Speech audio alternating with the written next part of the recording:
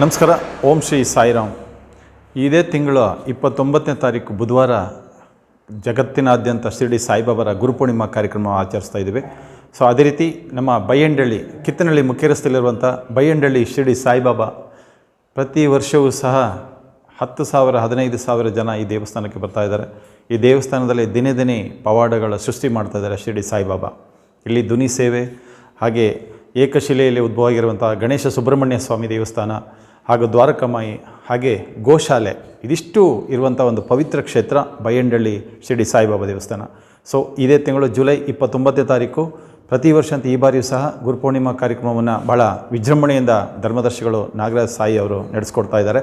ನಿಮ್ಮೆಲ್ಲರ ಸಹಕಾರದಿಂದ ಈ ವರ್ಷವೂ ಕೂಡ ನೀವು ಬನ್ನಿ. ಹಾಗೆ ವಾಲಂಟ್ರಿ ಕೆಲಸ ಮಾಡ್ತಕ್ಕಂಥವರು ಕಳೆದ ವರ್ಷ ಬಂದ ಹಾಗೆ ಈ ವರ್ಷವೂ ಕೂಡ ಬನ್ನಿ, ವಾಲಂಟ್ರಿ ಸೇವೆಯನ್ನು ಮಾಡಿ. ಹಾಗೆ ಬೆಳಗ್ಗೆಯಿಂದ ರಾತ್ರಿವರೆಗೂ ನಿರಂತರ ಅನ್ನದಾನ ಸೇವೆ ದೇವಸ್ಥಾನದಲ್ಲಿ ನಡೀತಾ ಇದೆ. ಹಾಗೆ ವಿಶೇಷವಾದ ಹೂವಿನ ಅಲಂಕಾರ ದೇವಸ್ಥಾನ ನಡೀತಾ ಇದೆ. ಭಕ್ತಾದಿಗಳು ಅನ್ನದಾನಕ್ಕೆ ಹಾಗೂ ಹೂವಿನ ಅಲಂಕಾರಕ್ಕೆ ಸಹಕಾರವನ್ನು ನೀಡಬೇಕು.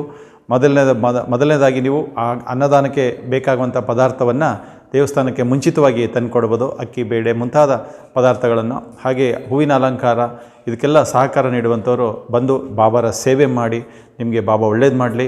ನಾವು ಎಲ್ಲೋ ಹೋಗಿ ಖರ್ಚು ಮಾಡ್ತೀವಿ, ಅದ್ರ ಬದಲಿಗೆ ಬಾಬಾರ ಸೇವೆಗೆ ನಿಂತ್ಕೊಳ್ಳೋಣ.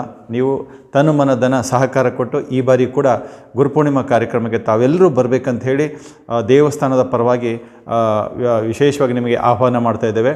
ಹಾಗೆ ಎಡಭಾಗದಲ್ಲಿ ನೀವೆಲ್ಲ ನೋಡಿದರೆ ಈ ದೇವಸ್ಥಾನದಲ್ಲಿ ವಿಶೇಷವಾಗಿ ಒಂದು ಫಲವನ್ನು ನೀಡುವಂಥ ಗಣೇಶ ಸುಬ್ರಹ್ಮಣ್ಯ ಸ್ವಾಮಿ ಏಕಶಿಲೆಯಲ್ಲಿ ಈಗ ಇನ್ನೂ ಬೆಳೀತಾ ಇದೆ. ಅದು ಪ್ರತಿ ದಿನವೂ ಕೂಡ ಬೆಳೀತಾ ಇದೆ. ಇದು ಈ ದೇವಸ್ಥಾನದ ವಿಶೇಷ. ಹಾಗೆ ಧ್ವನಿ ಸೇವೆಯನ್ನು ನೀವು ಮಾಡ್ಬೋದು ಈ ದೇವಸ್ಥಾನದಲ್ಲಿ. ವಿಶೇಷವಾಗಿ ಈ ಬಾರಿ ಗೋಪೂಜೆಯನ್ನು ಮಾಡ್ತಾಯಿದ್ದೀವಿ. ಅವತ್ತು ಗುರುಪೂರ್ಣಿಮಾ ದಿನ ಎಷ್ಟೋ ಕೋಟ್ಯಾಂತರ ದೇವತೆಗಳು ಆ ಗೋವಿನಲ್ಲಿ ಹಸುವಿನಲ್ಲಿ ಇರ್ತವೆ ಅಂತ ಹೇಳ್ತಾರೆ.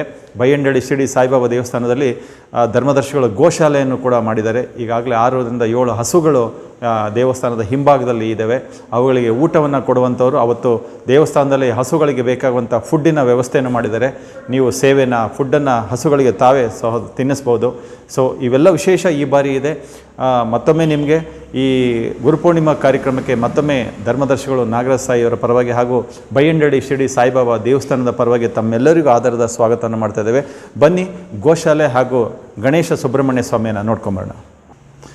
ನೋಡಿ, ಈಗ ನೀವೆಲ್ಲರೂ ಗಣೇಶ ಸುಬ್ರಹ್ಮಣ್ಯ ಸ್ವಾಮಿ ಏಕಶಿಲೆಯಲ್ಲಿ ಉದ್ಭವ ಆಗಿರುವಂಥದ್ದು ಇದು ಬೈಯಂಡಳ್ಳಿಯಲ್ಲಿ ವಿಶೇಷ. ಹಾಗೆ ನಾಗ ಪ್ರತಿಷ್ಠಾಪನೆ ಕೂಡ ಆಗಿದೆ. ಇದು ಈ ದೇವಸ್ಥಾನದಲ್ಲಿ ಮತ್ತೊಂದು ವಿಶೇಷತೆ. ಈಗ ಗಣೇಶನ ಪಕ್ಕದಲ್ಲಿ ನಾಗದೇವರ ಪ್ರತಿಷ್ಠಾಪನೆ ಆಗಿದೆ.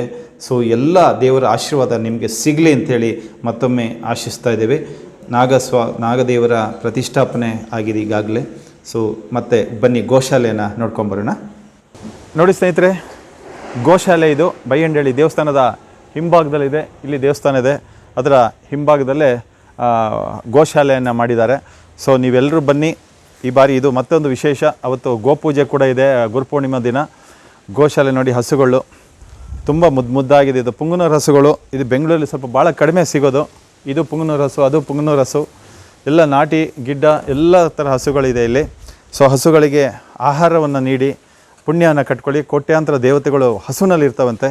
ಸೊ ನೀವು ಯಾವಾಗ ಬಂದರೂ ಕೂಡ ಹಸುಗೆ ನೀವು ಆಹಾರವನ್ನು ನೀಡ್ಬೋದು. ಇಲ್ಲಿ ದೇವಸ್ಥಾನದಲ್ಲಿ ಕೇಳಿದ್ರೆ ಆಹಾರವನ್ನು ಕೊಡ್ತಾರೆ. ಆಹಾರವನ್ನು ನೀಡಿ ಗೋಪೂಜೆ ಮಾಡ್ಕೊಂಡು ಹೋಗ್ಬೋದು ಬಂದು. ಸೊ ಮತ್ತೊಮ್ಮೆ ನೋಡಿ, ಗೋಶಾಲೆಯನ್ನು ನೋಡಿ ಪುಣ್ಯ ಕಟ್ಕೊಳ್ಳಿ. ಗುರುಪೂರ್ಣಿಮಾ ದಿನ ಬಂದಾಗ ಅಥವಾ ಯಾವುದೇ ದಿನ ಈ ದೇವಸ್ಥಾನಕ್ಕೆ ಬಂದಾಗ ಗೋವುಗಳಿಗೆ ಆಹಾರವನ್ನು ನೀಡಿ ತೆರಳಬೇಕಂತ ಕೇಳ್ತಾ ಇದ್ದೀವಿ. ಸೊ ಮತ್ತೊಮ್ಮೆ ನಿಮ್ಮೆಲ್ಲರಿಗೂ ಗುರುಪೂರ್ಣಿಮಾ ಕಾರ್ಯಕ್ರಮ ಪ್ರೀತಿಯಿಂದ ಸ್ವಾಗತವನ್ನು ಮಾಡ್ತಾಯಿದ್ದೀವಿ. ನಮಸ್ಕಾರ.